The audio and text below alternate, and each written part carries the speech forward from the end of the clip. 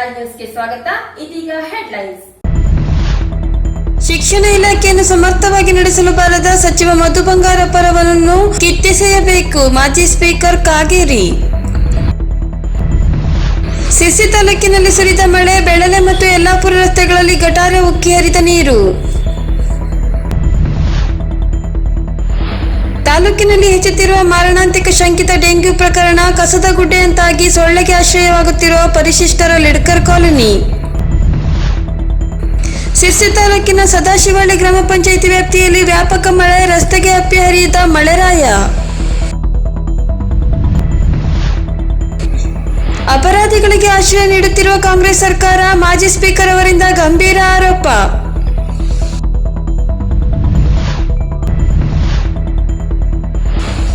ಭಕ್ತರ ಹರ್ಷೋದ್ಗಾರದ ನಡುವೆ ನಡೆದ ಸ್ವರ್ಣವಲ್ಲಿಯ ಶ್ರೀ ಲಕ್ಷ್ಮೀ ನರಸಿಂಹದೇವರ ರಥೋತ್ಸವ.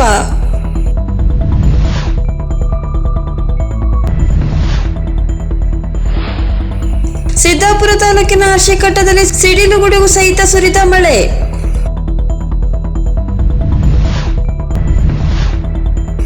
ಮತ್ತು ಹನಿ ಟ್ರ್ಯಾಪ್ ಮತ್ತು ಬ್ಲಾಕ್ ಮೇಲರ್ಗಳನ್ನು ಪತ್ತೆ ಹಚ್ಚುವಂತೆ ಆಗ್ರಹಿಸಿ ಮಾನವ ಹಕ್ಕು ರಕ್ಷಣಾ ಪರಿಷತ್ನಿಂದ ಹೆಚ್ಚುವರಿ ಎಸ್ಪಿಗೆ ಮನವಿ. ಶಿಕ್ಷಣ ಇಲಾಖೆಯನ್ನು ನಡೆಸಲು ಅಸಮರ್ಥರಾಗಿರುವ ಸಚಿವ ಮಧು ಬಂಗಾರಪ್ಪರವರನ್ನು ಮುಖ್ಯಮಂತ್ರಿ ಸಿದ್ದರಾಮಯ್ಯನವರು ಮಂತ್ರಿ ಸ್ಥಾನದಿಂದ ಉಚ್ಚಾಟನೆ ಮಾಡಬೇಕೆಂದು ಮಾಜಿ ಸ್ಪೀಕರ್ ವಿಶ್ವೇಶ್ವರ ಹೆಗಡೆ ಕಾಗೇರಿ ಆಗ್ರಹಿಸಿದ್ದಾರೆ. ಅವರು ತಮ್ಮ ಕಚೇರಿಯಲ್ಲಿ ನಡೆಸಿದ ಸುದ್ದಿಗೋಷ್ಠಿಯಲ್ಲಿ ಮಾತನಾಡುತ್ತಾ, ಮಧು ಬಂಗಾರಪ್ಪನವರು ಶಿಕ್ಷಣ ಮಂತ್ರಿಯಾದ ಮೊದಲ ದಿನದಿಂದಲೇ ಪಠ್ಯಕ್ರಮವನ್ನು ಬದಲಿಸಲು ಮುಂದಾದರು. ಶೈಕ್ಷಣಿಕ ವರ್ಷದ ಮಧ್ಯಂತರದ ಅವಧಿ ಇದ್ದರೂ ಅವರು ಪಠ್ಯಕ್ರಮ ಬದಲಾಯಿಸಿದರು. ಆದರೆ ಅದು ಎಲ್ಲಾ ಕಡೆ ಹೋಗದೆ ಮಕ್ಕಳನ್ನು ಗೊಂದಲಕ್ಕೀಡು ಮಾಡಿದರು. ಮಕ್ಕಳು ಸ್ವಸಾಮರ್ಥ್ಯದ ಮೇಲೆ ಒಂದು ಹಂತವನ್ನು ದಾಟಬೇಕು. ಆದರೆ ಇವರು ಬಂದ ಮೇಲೆ 1 ವರ್ಷದ ಅವಧಿಯಲ್ಲಿ 20 ಅಂಕ ಗ್ರೇಸ್ ಅಂಕ ನೀಡಿ ಮಕ್ಕಳ ಕಲಿಕಾ ಸಾಮರ್ಥ್ಯ ಹಾಳು ಮಾಡಿದರು. ಇಂತಹ ಶಿಕ್ಷಣ ಸಚಿವರನ್ನು ಮುಖ್ಯಮಂತ್ರಿಗಳು ಕಿತ್ತೆಸೆಯಬೇಕೆಂದು ಆಗ್ರಹಿಸಿದ್ದಾರೆ. ಅವರು ಯಾವ ಒಂದು ನಮ್ಮ ಸಾಮರ್ಥ್ಯವನ್ನ ಹೊಂದಿ ಆ ಹಂತವನ್ನೆಲ್ಲ ದಾಟಬೇಕು, ಆ ಹಂತ ಎಲ್ಲ ಹೇಗಾಗಿರುತ್ತೆ ಅಂತ ನೋಡ್ತಿದ್ದೀನಿ ನಾನು. ಈ ವರ್ಷವೇ 20 ಮಾರ್ಕ್ಸ್ ಕೊಡೋ, ಗ್ರೇಸ್ ಮಾರ್ಕ್ಸ್ ಕೊಡೋ ಸ್ಥಿತಿ ಬಂದಿದೆ ಅಂದ್ರೆ ಒಂದೇ ವರ್ಷದಲ್ಲಿ 20 ಗ್ರೇಸ್ ಮಾರ್ಕ್ಸ್ ಕೊಡೋ ಸ್ಥಿತಿ ಬಂದಿದೆ ಅಂದ್ರೆ ಸಿದ್ದರಾಮಯ್ಯನವ್ರು ಏನ್ ಮಾಡ್ತಿದ್ದಾರೆ, ಡಿ ಕೆ ಶಿವಕುಮಾರ್ ಅವ್ರು ಏನ್ ಮಾಡ್ತಿದ್ದಾರೆ, ಶಿಕ್ಷಣ ಮಂತ್ರಿ ಮಧು ಬಂಗಾರಪ್ಪನವ್ರು ಏನ್ ಮಾಡ್ತಿದ್ದಾರೆ. ಮಧು ಬಂಗಾರಪ್ಪನವ್ರ ಬಗ್ಗೆ ಕೇಳೋದೇ ತಪ್ಪು, ಯಾಕೆಂದ್ರೆ ಅವ್ರನ್ನ ಮಂತ್ರಿ ಮಾಡಿದ್ದೇ ತಪ್ಪು. ಈ ಇಲಾಖೆಗೆ ಶಿಕ್ಷಣ ಇಲಾಖೆ ಮಂತ್ರಿ ಮಾಡಿದ್ದೇ ತಪ್ಪು ಅವ್ರನ್ನ.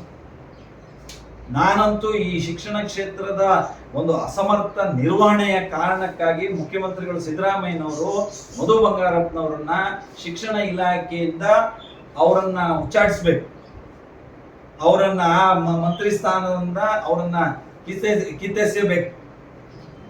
ಅರೆ ಡೇ 1 ನಾನು ಹೇಳ್ತೀನಿ, ಪಠ್ಯಕ್ರಮ ಬದಲು ಮಾಡ್ತೀವಿ ಅಂತ ಇದಕ್ಕಿದ್ದಂಗೆ ಹೇಳಿದ್ರು. ನಮ್ದು ಒಂದು 15 ಪಾಠ ಅದು ತೆಗಿತೀವಿ, ಒಂದು 15 ಪಾಠ ಇದು ತೆಗಿತೀವಿ ಅಂತ. ಅರೆ ಯಾರಿಗೆ ನಿಮ್ಗೆ ಆ ಪಾಠ ತೆಗಿಲಿಕ್ಕೆ ಹೇಳಿದವ್ರು ಯಾರಾಗಿದ್ರು? ಅದು ವರ್ಷದ ಮಧ್ಯೆ, ಶೈಕ್ಷಣಿಕ ವರ್ಷದ ಮಧ್ಯೆ ತೆಗೆದ್ರು ಪಾಠ, ಬೇರೆ ಯಾವುದೋ ಪಾಠ ಅಂತ ಮತ್ತೆ ಕೊಟ್ರು. ಅದು ಎಲ್ಲ ಕಡೆ ಹೋಗ್ಲೇ ಇಲ್ಲ ಆ ಪಾಠ. ಅದ್ರ ತೆಗೆದಿದ್ದ ಪಾಠ ತೆಗೆದ್ರು, ಹೊಸ ಪಾಠ ಯಾವುದು ಅನ್ನೋದನ್ನ ಎಲ್ಲ ಶಾಲೆಗೂ ತಲುಪಿಸ್ಲಿಲ್ಲ. ಅದು ತೆಗೆಯೋ ಅಗತ್ಯವೂ ಇರಲಿಲ್ಲ. ಸೇರಿಸೋದಿದ್ರೆ ಈ ವರ್ಷ ಹೊಸದಾಗಿ ಇನ್ಯಾವ ಸೇರಿಸ್ಬೇಕೋ ಸೇರಿಸ್ಬೋದಿತ್ತು. ಆದ್ರೆ ಅಲ್ಲಿಂದ ಶುರು ಗೊಂದಲ. ರಾಷ್ಟ್ರೀಯ ಶಿಕ್ಷಣ ನೀತಿಯನ್ನ ನಾವು ಜಾರಿಗೊಳಿಸಬೇಕು ಅಂತ ರಾಜ್ಯದ ಉದ್ದಗಲದಲ್ಲಿ ನಾವು. ಸಿರಿಸಿ ತಾಲೂಕಿನಾದ್ಯಂತ ಸಂಜೆ ಸುರಿದ ಭಾರಿ ಮಳೆಗೆ ಬೆಳಲೆ ಮತ್ತು ಯಲ್ಲಾಪುರ ರಸ್ತೆಯಲ್ಲಿ ನೀರು ಗಟಾರದಿಂದ ಉಕ್ಕಿ ರಸ್ತೆ ಮೇಲೆ ಹರಿಯುತ್ತಿರುವ ದೃಶ್ಯ ಕಂಡು ಬಂದಿದೆ. ಇದರಿಂದ ಸಂಚಾರದಲ್ಲಿ ವ್ಯತ್ಯಯ ಉಂಟಾಗಿದ್ದು, ಸಣ್ಣ ವಾಹನದಾರರು ನಿಂತಲ್ಲೇ ನಿಲ್ಲುವ ಪರಿಸ್ಥಿತಿ ಎದುರಾಗಿದೆ.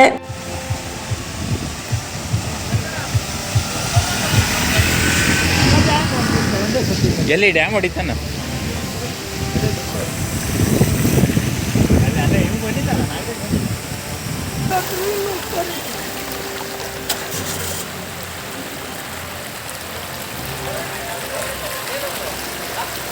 ಹಾಂ, ಪಂಚಾಯತ್ನವ್ರು ಇದ್ರಲ್ಲ, ಪಂಚಾಯತ್ನವ್ರು ಇದ್ರು.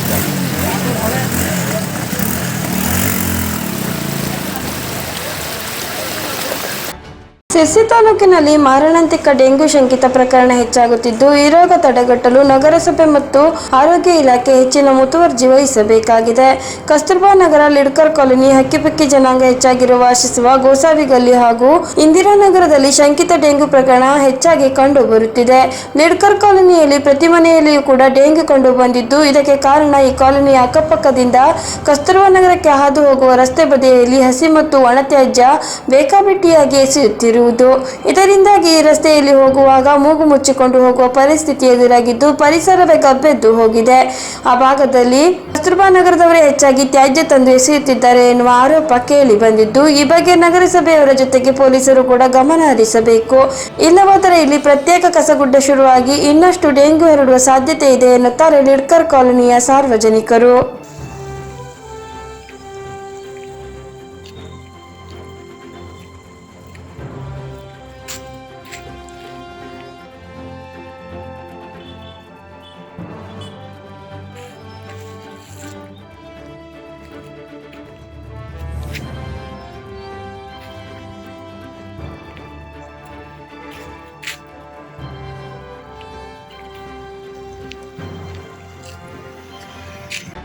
ತಾಲೂಕಿನ ಸದಾಶಿವಹಳ್ಳಿ ಗ್ರಾಮ ಪಂಚಾಯಿತಿ ವ್ಯಾಪ್ತಿಯಲ್ಲಿ ಭಾರಿ ಪ್ರಮಾಣದಲ್ಲಿ ಮಳೆ ಸುರಿದಿದ್ದರಿಂದ ಅವೈಜ್ಞಾನಿಕವಾದ ಗಟಾರದಿಂದಾಗಿ ಮಳೆ ನೀರು ಗಟಾರದಲ್ಲಿ ಹರಿಯುವ ಬದಲಾಗಿ ರಸ್ತೆ ಮೇಲೆ ಹರಿಯುವಂತಾಯಿತು. ಕೂಡಲೇ ಗ್ರಾಮ ಪಂಚಾಯಿತಿಯವರು ಸ್ಪಂದಿಸುವ ಮೂಲಕ ಗಟಾರ ಸರಿಪಡಿಸಿ ರಸ್ತೆ ಮೇಲೆ ನೀರು ನಿಲ್ಲದಂತೆ ನೋಡಿಕೊಂಡರು.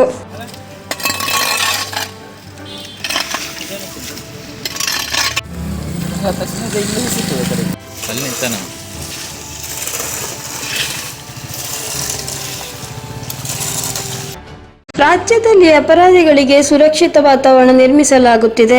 ಮುಖ್ಯಮಂತ್ರಿ ಸಿದ್ದರಾಮಯ್ಯ ಮತ್ತು ಉಪಮುಖ್ಯಮಂತ್ರಿ ಡಿಕೆ ಶಿವಕುಮಾರ್, ಗೃಹ ಸಚಿವ ಜಿ ಪರಮೇಶ್ವರ್ ಅವರ ಹೆಸರಿಗೆ ಕಳಂಕ ತರುವ ಸಲುವಾಗಿಯೇ ಈ ಪರಿಸ್ಥಿತಿ ನಿರ್ಮಿಸಿದ್ದಾರೆ ಎಂದು ವಿಧಾನಸಭಾ ಮಾಜಿ ಅಧ್ಯಕ್ಷ ವಿಶ್ವೇಶ್ವರ ಹೆಗಡೆ ಕಾಗೇರಿ ಹೇಳಿದರು. ಇನ್ನೂ ಅದ್ರ ಮೇಲೆ ಕ್ರಮ ತಗೊಳ್ತಾ ಇಲ್ಲ. ಯಾಕೆ ಆಗ್ತಾ ಇದೆ? ನಿಮ್ಗೆ ಕಾನ್ಗಳು ಒಬ್ಬ ಸೈನಿಕನ ಮನೆ ಮೇಲೆ ಹೋಗಿ ಆ ರೀತಿ ದಾಂಧಲೆ ಮಾಡುವ ಪ್ರವೃತ್ತಿ ಯಾಕೆ ಹೆಚ್ಚಾಗಿದೆ? ನಾನು ಇಂಥದ್ದು 25 ನಮ್ಮ ಜಿಲ್ಲೆಯಲ್ಲಿ ನಡೆದಿರೋ ಅಂತ ಹೇಳ್ಬೋದು. ಅಂದ್ರೆ ಈಗ ಬರೀ ರಾಜ್ಯ ಸರ್ಕಾರದಲ್ಲಿ ಸಿದ್ದರಾಮಯ್ಯನವರು ಅಥವಾ ಡಿ ಕೆ ಶಿವಕುಮಾರ್ ಅವರು ಗೃಹ ಮಂತ್ರಿಗಳ ಈ ವೈಫಲ್ಯತೆ ಪರಿಣಾಮ ಹಳ್ಳಿಯಲ್ಲೂ ಕಾನೂನು ಶಾಂತಿ ಸುವ್ಯವಸ್ಥೆ ಹದಗೆಟ್ಟಿದೆ. ಅಪರಾಧಿಗಳು ವಿಜೃಂಭಿಸ್ತಾ ಇದ್ದಾರೆ ಮತ್ತು ಈ ನ್ಯಾಯಕ್ಕೆ ಇವತ್ತು ಗೌರವ ಬೆಲೆ ಇಲ್ಲದೆ ಇರುವಂತ ಸ್ಥಿತಿ ಬಂದಿದೆ. ಅವನ್ ಸೈನಿಕ ಪಾಪ, ನಿಮ್ಗೆ ಗೊತ್ತಿದೆ ಕಾನ್ಗೋಡಿನ ಘಟನೆ ಎಲ್ಲ.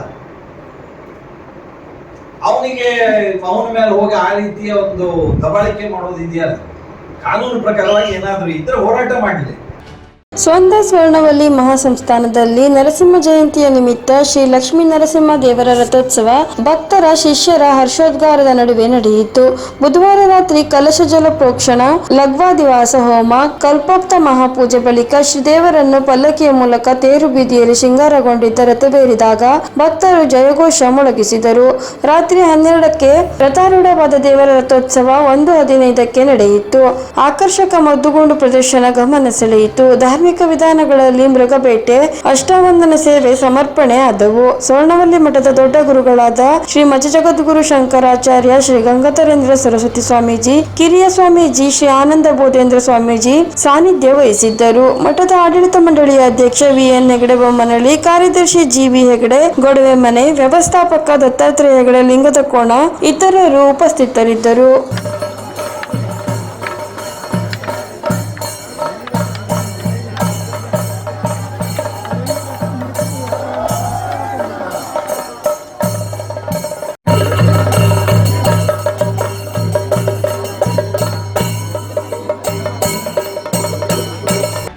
ಸಿದ್ದಾಪುರ ತಾಲೂಕಿನ ಹರ್ಸೆಕಟ್ಟದಲ್ಲಿ ಸಂಜೆಯಾದಂತೆ ಭಾರಿ ಪ್ರಮಾಣದಲ್ಲಿ ಮಳೆ ಸುರಿದಿದ್ದರಿಂದ ಅಟ್ಟದ ಮೇಲಿಟ್ಟಿದ್ದಂತಹ ಛತ್ರಿ, ರೇನ್ಕೋಟ್ ಕೆಳಗಿಳಿಯಬೇಕಾಯಿತು. ಮಳೆಯೊಂದಿಗೆ ಗಾಳಿ ಸಿಡಿಲು ಹೊಡೆಯತೊಡಗಿದ್ದರಿಂದ ಜನಜೀವನ ಅಸ್ತವ್ಯಸ್ತ ಉಂಟಾಯಿತು. ಮಾರುಕಟ್ಟೆಯಲ್ಲಿದ್ದ ಜನರು ಮಳೆಯಿಂದ ರಕ್ಷಣೆ ಪಡೆಯಲು ಹತ್ತಿರದ ಅಂಗಡಿ ಮುಂಗಟ್ಟುಗಳಲ್ಲಿ ರಕ್ಷಣೆ ಪಡೆಯಬೇಕಾಯಿತು.